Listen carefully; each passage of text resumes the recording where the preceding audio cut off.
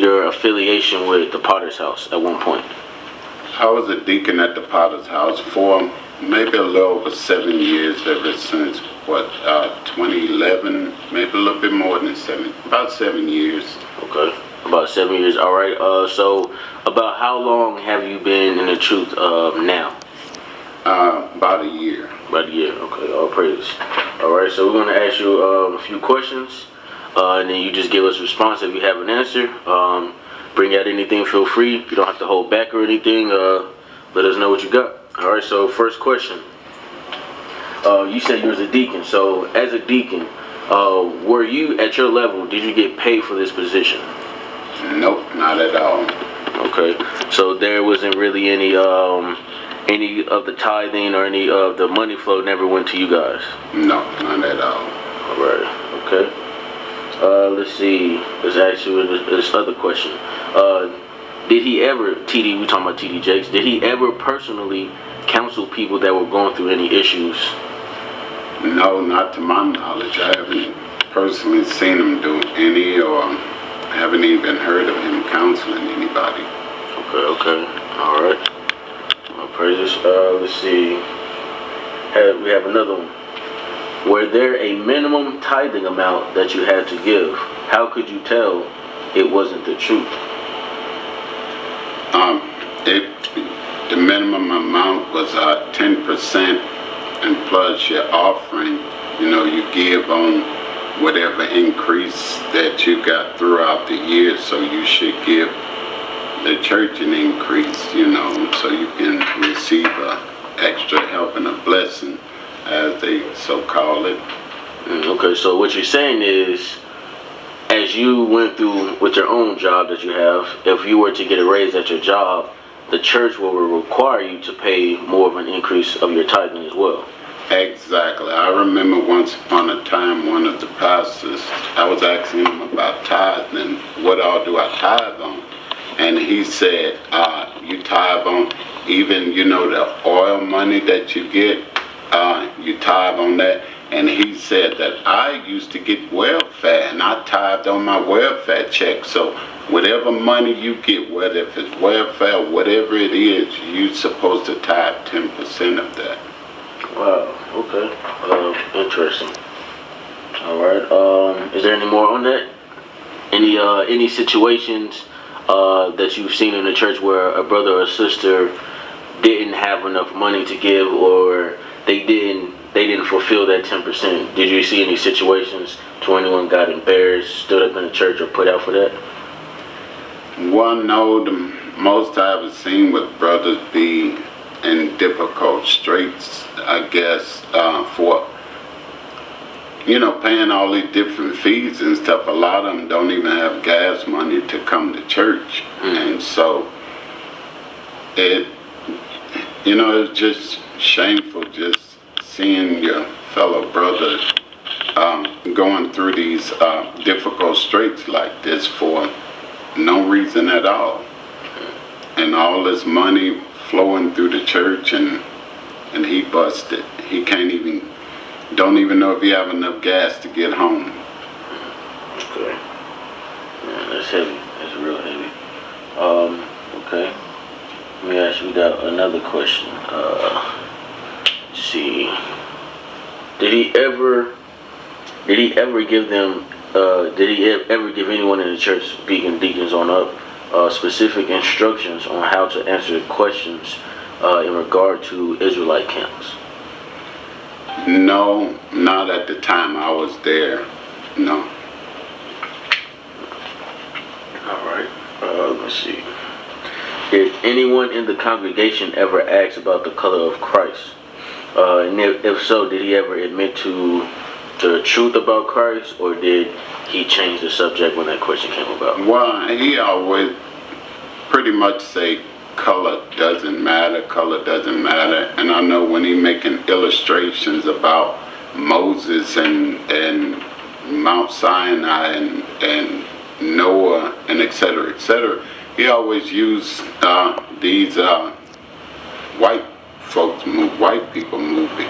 In other words, he saw pretty much going with what the Catholic Church pretty much says. You know, everybody white, Moses white, Noah white, all these peoples are white, Job white, and David white, and etc., etc. So he never really said it, but when you play this on these big film, you know, on the big screen and stuff, you pretty much programming people's mind right there.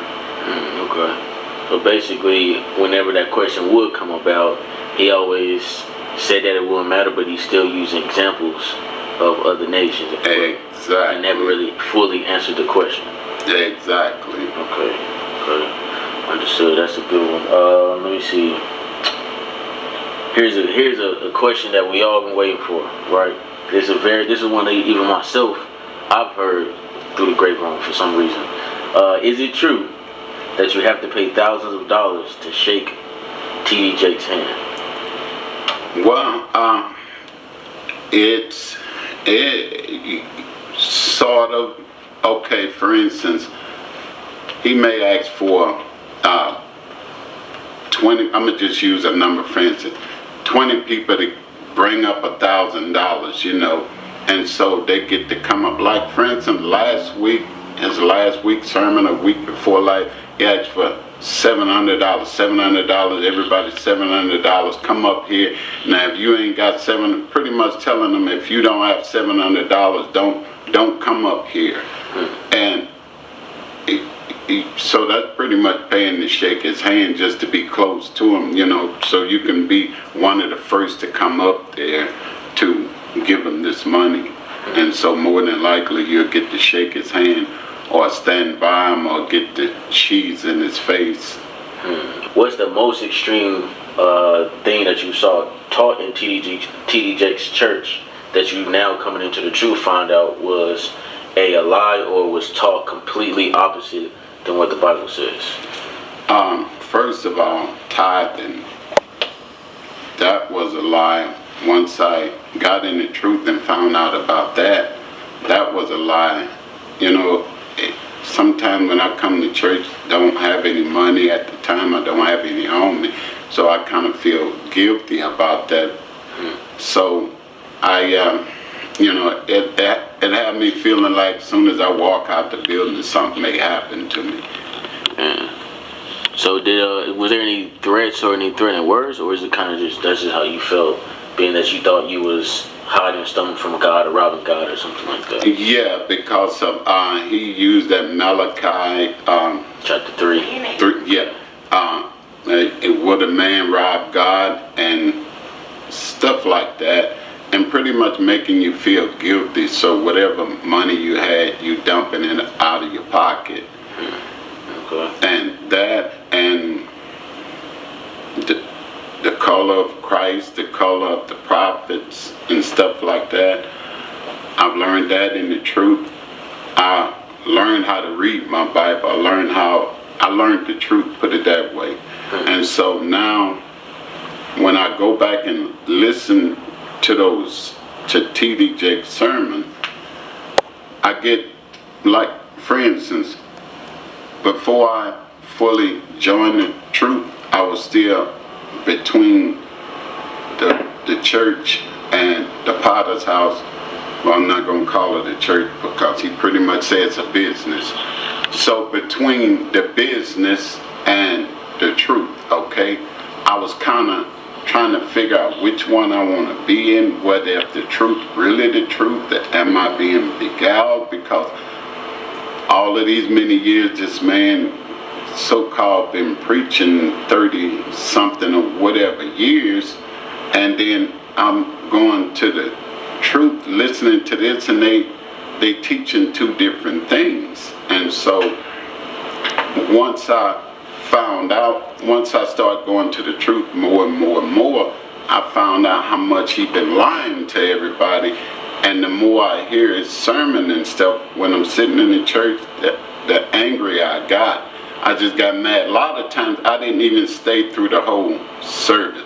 I just stayed there about half of it. I had enough, so I'm gone. I'm out of there. So one day, well, several times I talked to other fellow deacons, and my senior deacons about some of the stuff that, was coming across the pulpit, and I asked them about it. And for instance, I was giving my thoughts on it and what Jake's just preached about, and it doesn't add up. And the first thing they would say was, this man been preaching 30-something years. How many years you been preaching? 0. This man got a multi-million-dollar church. What type of church do you have? So, in other words, what you saying doesn't really matter. What matters is what he say. And so they were just pretty much shooting down what I was saying. And so as I learned the truth more and more and more, now you can't beguile me anymore. So it's safe to say they base the man's wisdom or his righteousness off of the materialistic things that he had, basically. Yes, the material things and the years. Okay. Have you ever had an opportunity to bring the truth toward T.D. Jakes at all specifically, or someone close to him? No, because most of the time, 99.98% of the time, you won't be able to get close to him because of security. Okay. We was talking earlier, and you mentioned there was a few things that you said that kind of stood out to you that was abnormal, like something you mentioned about when you would go to hospitals and something about the funerals. Oh, yes. Okay.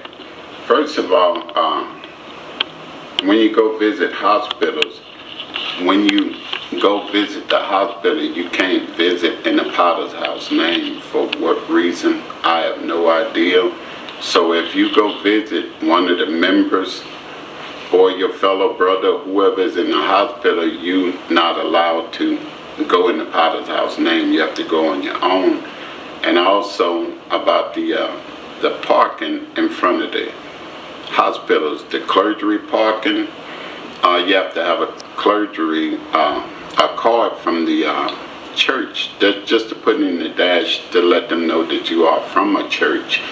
And I can't even simply get that to go visit a sick church member in the hospital. I have to park elsewhere because I can't use nothing with the Potter's House name or logo on it. Okay. And another one you said mentioned. You said if there was funerals at the church, the bishops. Oh yes. The funerals. For instance, if one of the parishioners passed away, most of the time, those funerals wouldn't be held at the Potter's House. Most of the time, they held at another church or another vineyard somewhere, because whatever excuse they use, well, we don't have the room, we don't have whatever the case may be.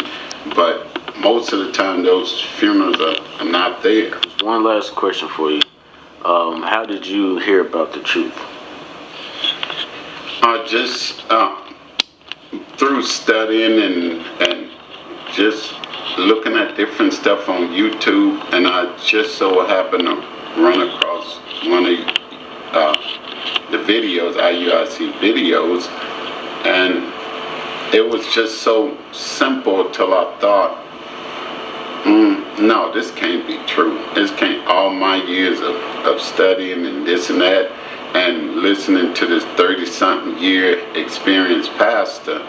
So these little young guys standing on the corner, they can't hold a light to T.D. Jakes and all the experience and et cetera that he had. And so the more I listened to these little young guys on the corner, street corner, the more I said, wait a minute, there's some truth to this.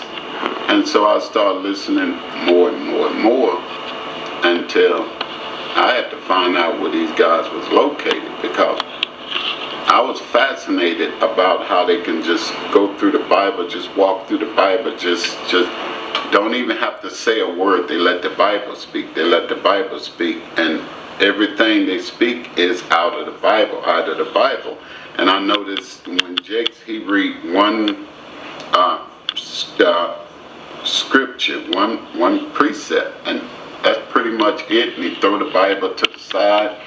And matter of fact, he don't even use the Bible. He use a little iPad or whatever that thing is he used, a Kindle or whatever, and just read one precept out of it and close it up, and pretty much all he doing is telling a story.